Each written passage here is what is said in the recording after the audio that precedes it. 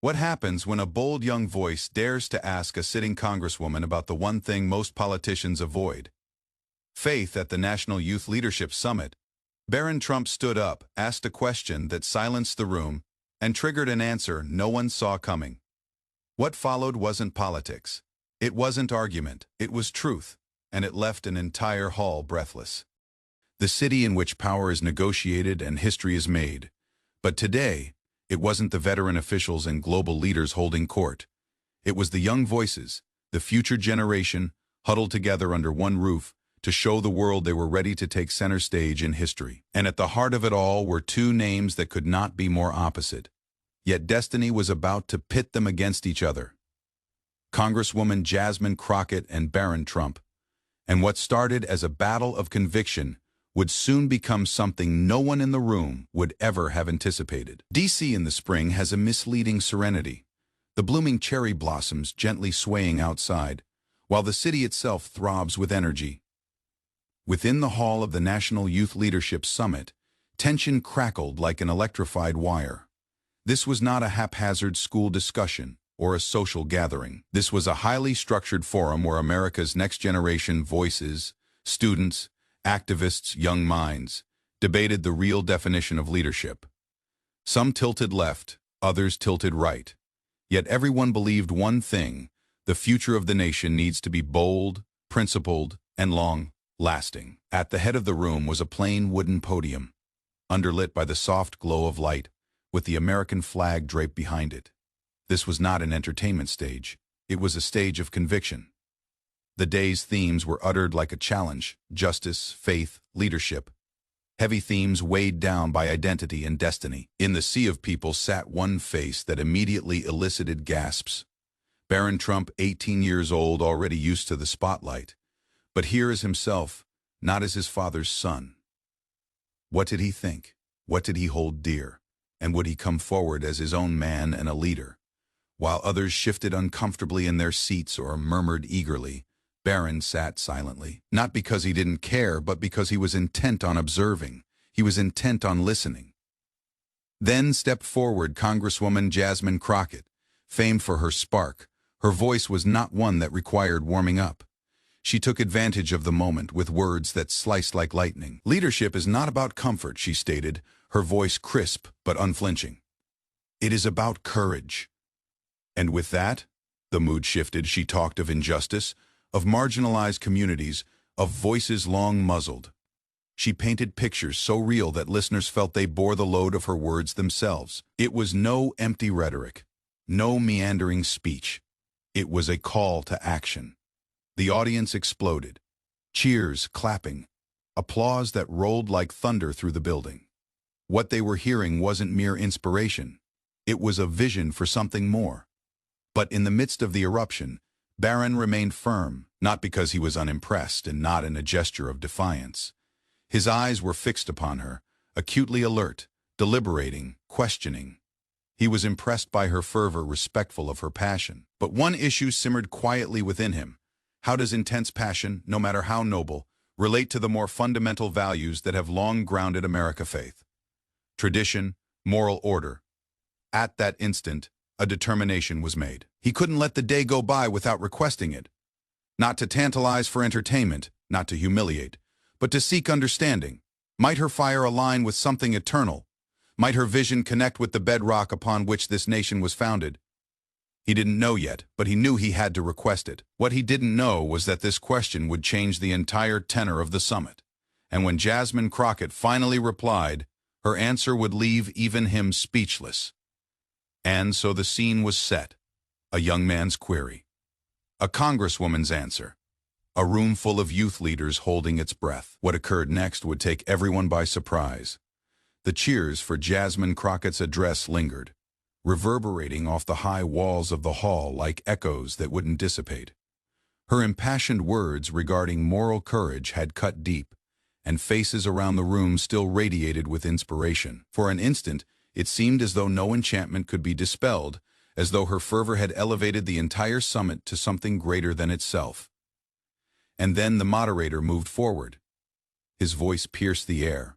We now open the floor for questions. Dozens of hands went up at once, Energy ran high again. One at a time, young leaders rose to be heard. Some inquired about how they might push justice within their communities. Others questioned her about holding firm in the midst of criticism. Jasmine responded to each with confidence and urgency, her voice firm, her presence compelling. But in the rear half of the room, there was one man who didn't move. Barron Trump hadn't lifted his hand. Not yet. He sat stiffly upright, serene on the outside, but bubbling within him were ideas galore. He admired her passion. He admired her conviction, but something rankled him. She had spoken vehemently of justice, of courage, but where, he questioned, was the column of faith in it all? The moderator's eyes scanned the hall once more. Then, seeing him, he nodded. Yes, the boy in the blue suit. The room transformed in a flash, heads were turned. Conversations quieted. A wave of recognition ran through the crowd. It wasn't just another youth leader, it was Barron Trump. Child of the incumbent president, reserved, subdued, hardly ever getting to hear his voice in public yet. Now, all attention was on him. Barron got up slowly, his hands firm, his eyes fixed on Jasmine. The soft buzzing of the lights was the only noise remaining. His presence alone commanded quiet, and then, at last, his words echoed in the hall, calm, controlled, but cutting enough to slash through the air. Congresswoman Crockett, your appeal to justice and compassion is compelling. He stopped. A calculated stop, the sort of silence that expands in the heart and prompts others to lean forward, eager for what is to follow. But many question, does your method really reflect the moral principles that long shaped this country? His tone never dipped below respect, but his eyes grew tight with intensity. Another pause, and then the question that hit at the center, how do you balance religion with policies that are seen by some as untraditional, or even contentious? The impact was instantaneous. The words fell like a rock into calm water. Whispers of gasps swept through the room. Some mouths opened in shock, others remained immobile, eyes shifting between the lanky young man and the veteran congresswoman, feeling that here was something unusual happening. It wasn't a question. It was a challenge. Barron remained firm. On his face there was peace, but within he felt the real sting of what he had said. He knew that those words had hit a chord pressing into one of the deepest contradictions of public life, faith and leadership. He hadn't raised his voice. He didn't need to. The room already leaned in with each beat. The focus was now all on Jasmine. Would she dismiss the question as unfair? Would she only answer on political grounds? Or would she move forward to something more profound? The congresswoman dropped her gaze for a second before raising it again, firm, unwavering. But not in words did she respond. Instead, she moved deliberately. She slowly reached into her purse. The already charged quiet seemed to deepen to the point that one could almost hear every breath in the room. Barron had posed the question, but what she was going to do next would change everything. For her response would not be in policy, or logic, or the normal rhetoric of politics. Her response would be in scripture, and it would leave even Barron Trump speechless. The quiet following Barron's question was oppressive, so heavy that it appeared to settle on the shoulders of each individual in the room. Everyone's eyes darted between Barron Trump, a tall and unflinching figure, and Congresswoman Jasmine Crockett, who sat under the light of the spotlight. She didn't reply immediately. She only stared at him, as if measuring his words not only in her head but deep inside of her heart. The audience held its breath, some prepared for biting invective. Others expected her to wave it away with a joke or deflect it with politics. But Jasmine did none of that. Slowly, she edged her hand to the side of her bag. The room's eyes were on her every movement. When her hand came out, it was holding something that made the people around her automatically lean in. It was a tiny, battered Bible. The leather was cracked and worn from years of wear, the corners worn where hundreds of fingers had turned its pages. This was not a prop. This was not new. This was lived. Loved. She placed it on the podium with reverent silence, as if indicating that the discussion had just taken a leap beyond politics. She let her hand rest on it, raised her head, met Barron's eyes, and spoke at last. Her voice was no longer sharp, no longer fiery. It was soft, steady, but unyielding. She recited a verse, ageless, plain, and lancinating. Words that cut across the hall with heavier import than argument or applause. Time seemed to stall for an instant. Then she clarified. The verse was not a quotation to her. It was her North Star, her anchor, the thread that wound through every choice of her life and ministry. Justice, she said, is not a catchphrase. It is a directive, a call to perceive what cannot be seen, to lift up the fallen. Her voice became more powerful. Mercy is not frailty, she went on. Mercy is the act of choosing compassion over the ease of anger. Mercy is lifting when the world has already ground them down, and humility. Her voice took on a gentle quality, leaning into the quiet. Humility is understanding who God is, and remembering that even those of us in the most lofty seats of power are still summoned to bow before something greater than themselves. The room didn't shift. It wasn't a hollow silence anymore, but a thoughtful one. You could have sworn that you saw her words dropping into hearts, raising questions, shattering defenses. Some nodded slowly, as if something had just fallen into place in their minds. Some closed their eyes as if the truth had hit them directly. Jasmine glanced at Barron once more. Her face had no anger on it, no defensiveness, only sincerity. This, she whispered, is my ethical compass. This is how I balance religion and leadership, not with flawlessness, not with popularity, but with action. Through justice, through compassion, through humility. That is the benchmark I strive for on a daily basis. Her reply was not designed for applause. It was not a skillfully built defense. It was something profounder, unmovable, grounded in belief. And since it arose beyond politics, it had a strength that no argument could match. Barron had posed a question that struck at the heart. Jasmine had replied, not with opinion, but with reality. It was no longer charged with cheers or firebrand passion. It was more subdued but intense. Like the calm after a storm when the air itself is altered, people realized that they had not just seen a debate, they had seen a moment of truth. As the last of Jasmine's words faded, the whole room waited, holding its breath. Her Bible verse, her clarification, her belief. It resonated, ringing in the heads of everyone present. The seconds ticked by, slow and stretched out. No chair creaked, no cough interrupted the silence. It was as though time itself stood still, requiring everyone to examine what they had just witnessed. Barron Trump was at the eye of it all. His tall physique, otherwise unyielding and strong, was rigid, planted in the ground by the gravity of what had just transpired. His question had been emphatic, cut like a knife, and carried weighty anticipation. He had pushed hard into the most challenging ground, the space between politics and religion. But the reply he got was not what he was expecting. Not rhetoric, not strategy, not the artfully forged shield of a long-time politician. Rather, Jasmine Crockett had responded with scripture, with brevity, with a peace that could not be disturbed. For an instant, Barron's face revealed nothing.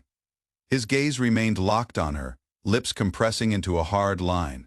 But within him, his mind seethed. He had anticipated a counter-argument, perhaps a fierce defense wrapped with policy details and political rationales. But she had turned to words centuries old, words that now echoed in his mind like a slow beat, act justly. Love mercy, walk humbly. Each sentence cut deeper with each iteration. The crowd sensed it too. These young leaders had come anticipating cutting debate, exchange of arguments, maybe even heated collisions of ideology. What they witnessed instead was something else. Not politics, not strategy. Truth handed out with the urgency of faith and conviction. Barron did ultimately move, slowly, deliberately.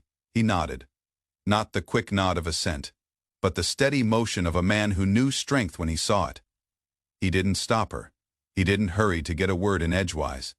Instead, he let silence speak, and at that moment, the silence spoke more loudly than any argument could have. The room waited. Some eyed him cautiously, expecting the counterattack. Others huddled towards one another, muttering under their breath about what had just happened. Even the moderators, who were otherwise swift to fill the silence with transitions, remained frozen stock-still. Prisoners of the moment, Barron's silence was not defeat. It was respect. He wasn't abandoning his beliefs, nor was he denying hers. He stood there as a young man suspended between the convictions of his childhood and the unavoidable genuineness of another's truth. It was unusual. Two people on different sides of politics, standing not in disagreement, but at the common intersection of faith. Jasmine observed him with the same unflinching fortitude that she had maintained through her response. No smirk, no arrogance, only quiet, her fingers lightly on the old Bible that had been her guide. As if her very stance reminded everyone in the room her power was not her own, but borrowed from something greater. The silence drew out, and rather than becoming uncomfortable, it grew heavy. It bore down on the hearts of all who stood there, young and old. It required contemplation. For Barron, it was a moment of struggle. His reflexes wanted to react, to defend. But her poetry lingered in his mind. Justice, mercy, humility. Were three little words really the key to leadership? Could they span chasms that many thought impassable? He didn't know the answer. Not yet. But the fact that he paused to consider spoke volumes, more than any immediate response could have. When Barron eventually sat down, the quiet didn't break at once. The crowd held its breath only after a few moments of stillness, as if letting out a group breath they hadn't even known they were holding. The applause which came afterward wasn't thunderous.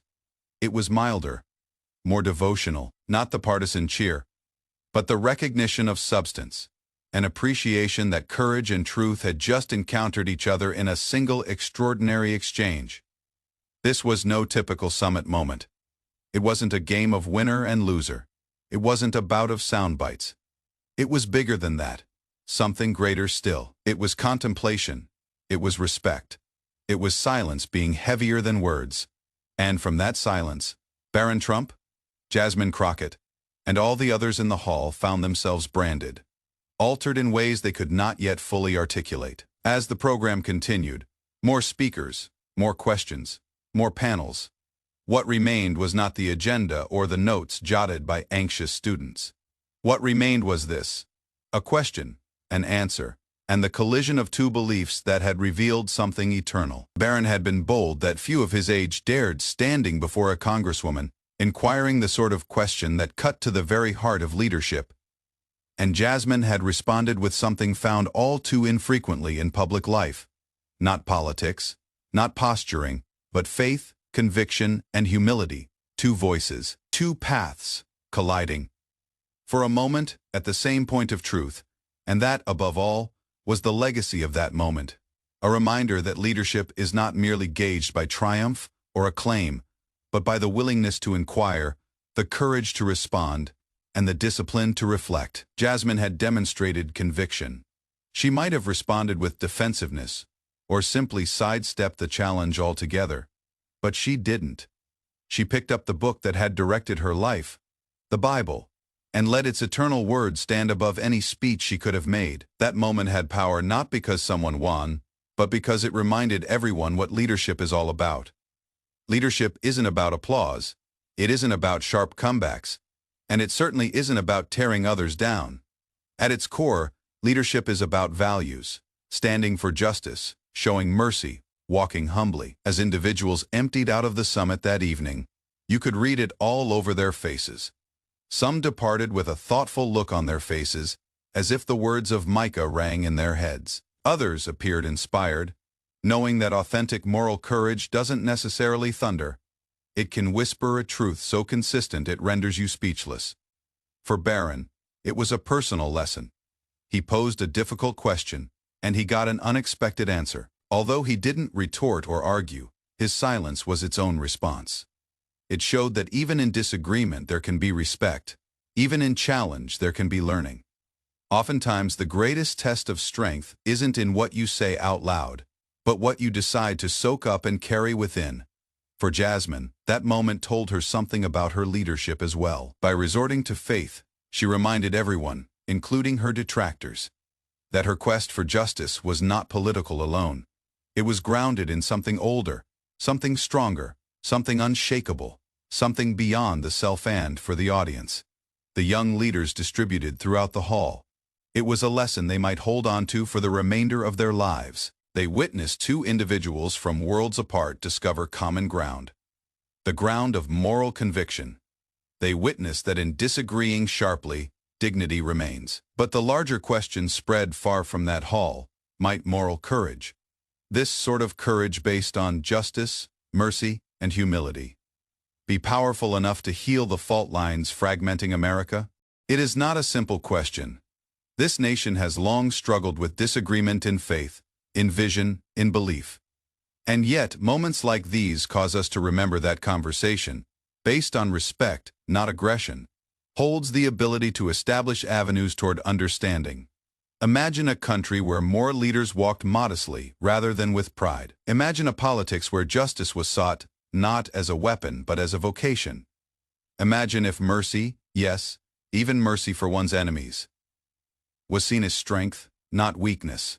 That was the challenge Jasmine Crockett issued to the crowd, and the challenge Barron Trump silently took with him when he returned to his seat. A challenge much greater than one summit or debate, because moral courage has never truly been about winning debates.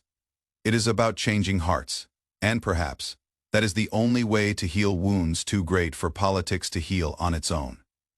So the question stands: can a morality compass based on justice, mercy, and humility lead us toward unity? Or is the challenge too daunting? The silence following Barron's question remains. And maybe, just maybe, that silence is the place where the answer starts. Moments like this remind us that real leadership isn't about winning debates. It's about conviction, respect, and the courage to listen. If you believe moral courage still matters, share this story so it can challenge more hearts and minds. And don't forget to subscribe for more stories that cut through the noise and remind us what leadership is truly about.